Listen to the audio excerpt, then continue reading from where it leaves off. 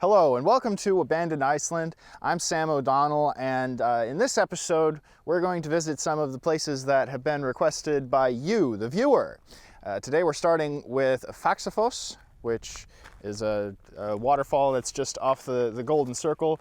There's usually a fee to park here, but not today.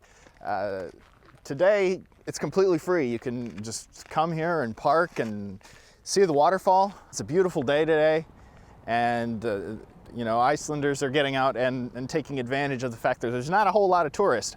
In fact, somebody told me that there were some tourists, but they were here like a month ago, and they've just been stuck here because there's no flights out of Iceland. Let's take a look at the waterfall.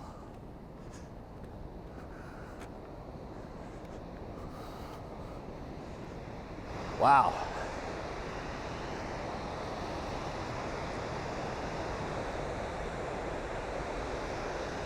That's something. Faxafoss is often called the miniature Gullfoss, and it looks a lot like Gullfoss if you've ever been there. But the difference is it's a lot smaller, of course. It's about 80 meters wide and just about 7 or 8 meters high. And what's cool about this is you can actually go down and walk pretty close to the waterfall. Ugh.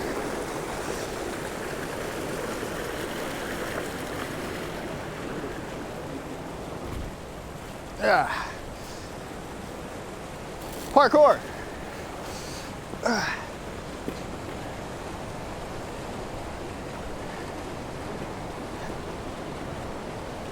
Yeah, you can get pretty close to the actual falls itself. There's all kinds of warning signs so that people don't do anything stupid. But I'm gonna get as close as I can to the edge here.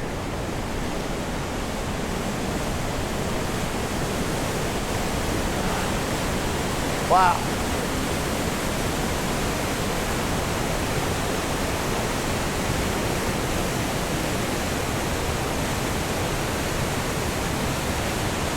I feel like, I don't know, I have no words, honestly.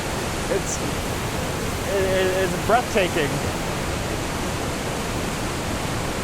This is the, like I said before, it's a miniature version of Gullfoss, and a lot of it's been said that there's not as much power to this one, but being up close to it like this, it feels very powerful.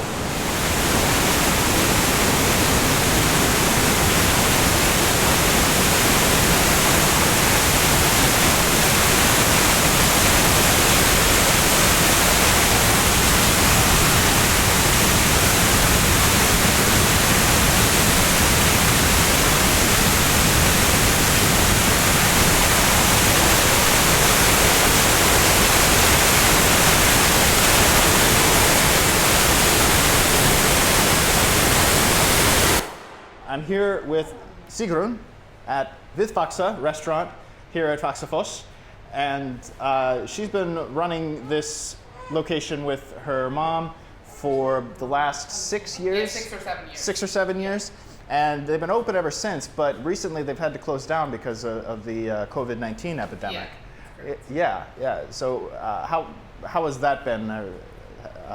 Well, it was a shock, obviously, when it happened, but we've just been dealing with it, just waiting and seeing how everything is. Yeah.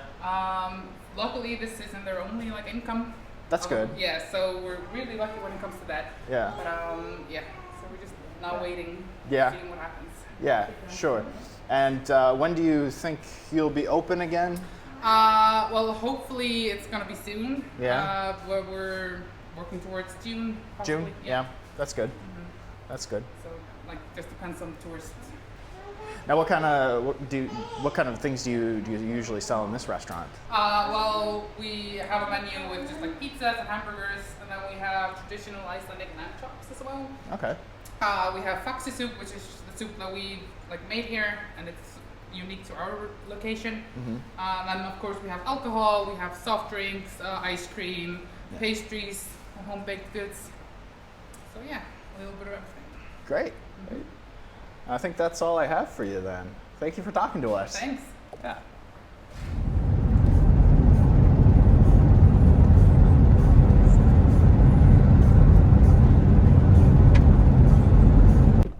We are now at Fluðir, Secret Lagoon.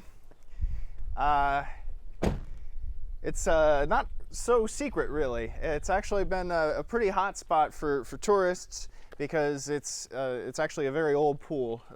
In fact, before it was called the Secret Lagoon, it was called the Gamla Laug, and that means just old pool. And it's just very old. There's a bunch of it's kind of shallow, but there's nobody here. It's absolutely nobody here. It's completely private property. It's so surreal. It looks like they're, like many other places of business here, they're taking the opportunity to renovate and fix things that they haven't been able to fix because there's just too many tourists. But now there's no tourists, nobody's here, so they can fix things, which is nice. So maybe when all of this is over, we'll have a brand new looking location. Let's get a bird's eye view of this and see how it looks from the air.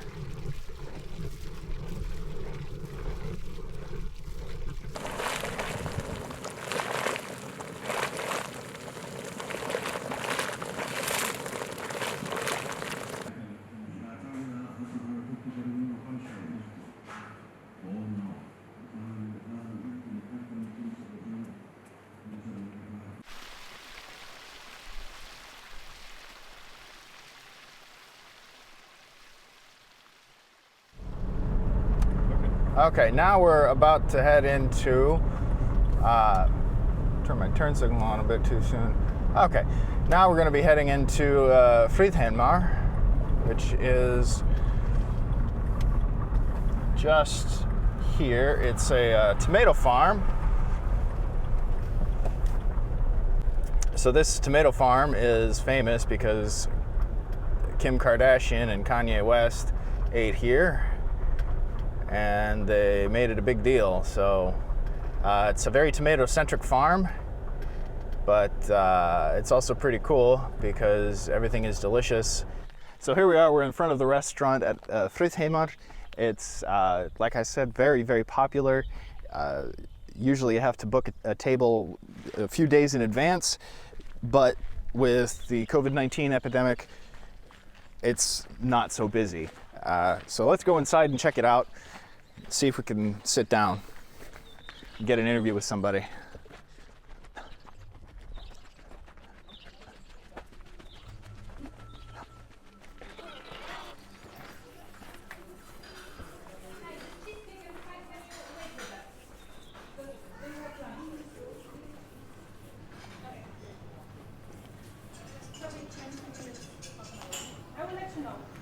Yeah. Nice little space in here.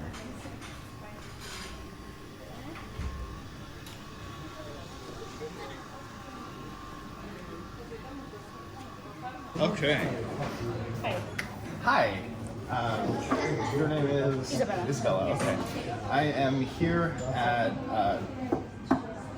Friðheimar. Yes. Very nice. Yeah, Friðheimar with Isabella. And it's not quite as busy as it usually is here, is it? No, it's not. We cannot have more than 20 people inside, so that's our limitation. Okay. And how many people are usually here when it's not COVID-19? So we have space for 150, and usually in the weekends we are fully booked. Fully booked? Yes. You need to call a few days in we advance. make a reservation. And right, yeah. Yes. Do people still need to make a reservation? Yes, especially now because we can have just 20, so we have to actually count how many people we have inside. Yeah, so if anything, it's even more exclusive now. Yes, exactly. Yeah. You need to be really good prepared to be here. Yeah. Now, are you then you must be looking forward to when the restrictions are lifted. Yes, I think from 4th of May we'll have 50 people. 50 Yeah, people. so that's okay. a little bit better, but bit- it's still we are hoping for the time when we can just Yeah. have everyone inside who would like to be here. Yeah, sure. I mean, I'm sure it makes work a little more fun when Yes, that's true. the Yeah. day goes by faster. Exactly. Yeah, great, cool. Okay. I think that's all I have for you. Okay, thank you very much. Yeah, Enjoy thank your you. day.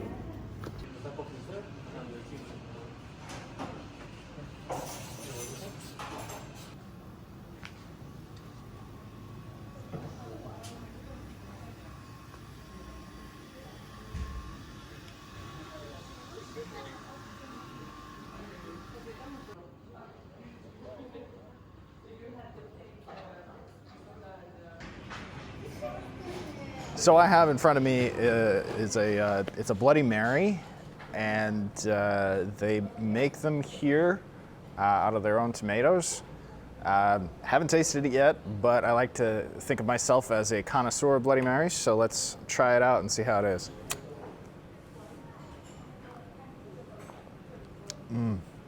It's amazing. It's amazing.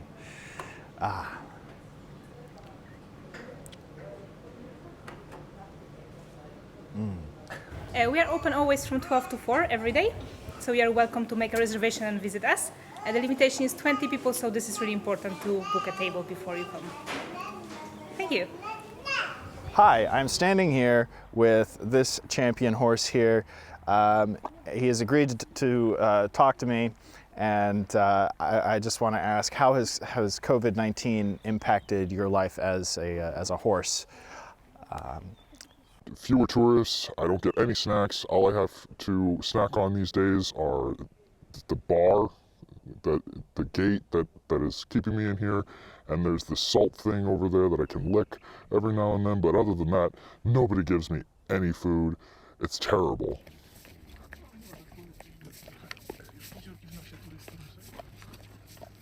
Well, are you looking forward to the time when there's no more COVID-19? Yes, I can't wait. I'm looking forward to it. Then there will be more snacks, more people coming in and disregarding the sign that clearly says not to feed me, but I love it when they disregard it, because that means I get snacks. Well, thank you so much for talking with us today. You've been a very great, a great interview subject. You're a very good horse.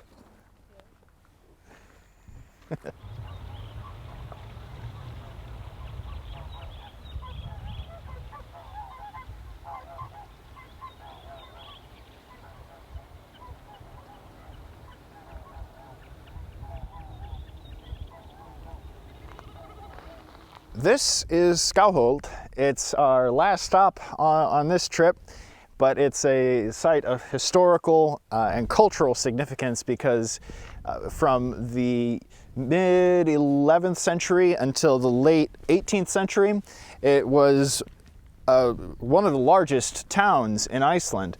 At one point, there were over 120 people who lived here, which for the Middle Ages was a big deal. It was one of the episcopal sees, and many bishops came through here and lived here. And there's the ruins of the town are over here. They were buried for a long time, but they excavated them, and you can now walk through them. It's very cool.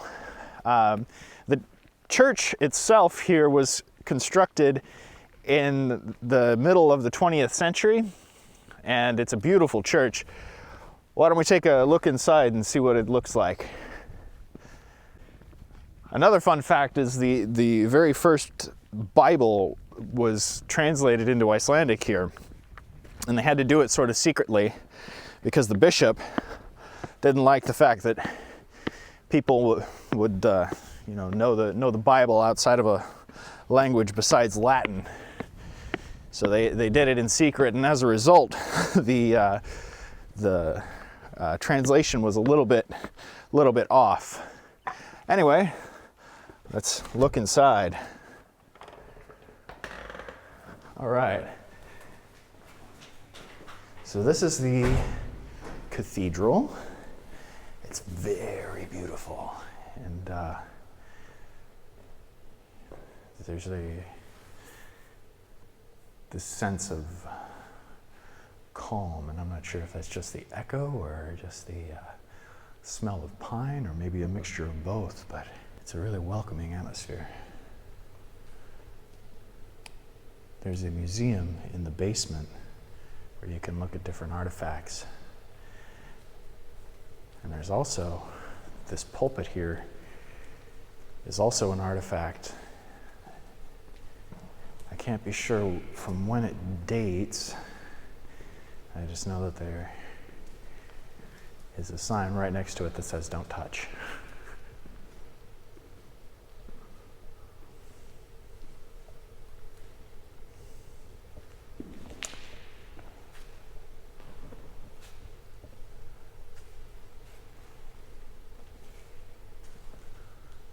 I'd love to come here and hear that organ play, but at this time that's just not possible. Shall we check downstairs in the basement, see what it looks like?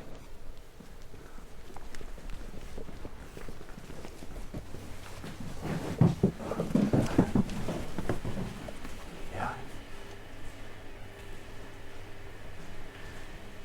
These are the remains of Stenkista Pálsjónssonar. This coffin is unique because it was made from an Icelandic stone, and it was also carved from a walrus tooth. And there were some like jewels and clothes and stuff, but they were taken out at some time in the 14th century.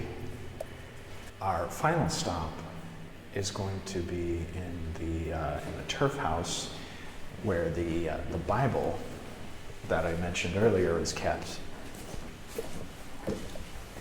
And let's see if we can get in there, see if it's open.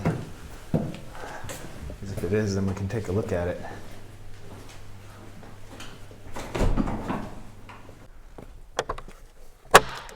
Ah, it's open. Yeah.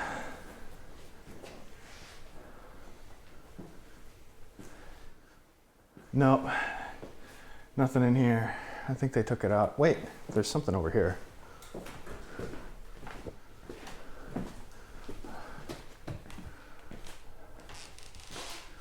Yeah, it's all in Icelandic though.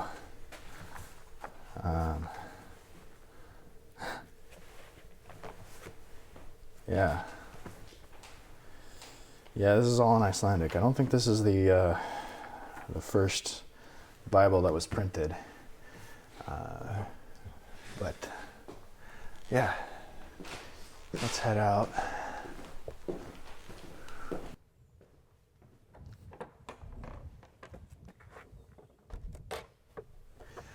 All right, well, that about wraps it up for today. I hope you had a good time and enjoyed what you saw. If you liked it, make sure you leave us a like and a comment, and let us know where else you'd like to see us go in this series, Abandoned Iceland. Be sure you subscribe as well, because we can always use more subscribers. And thanks again for watching. Bye now.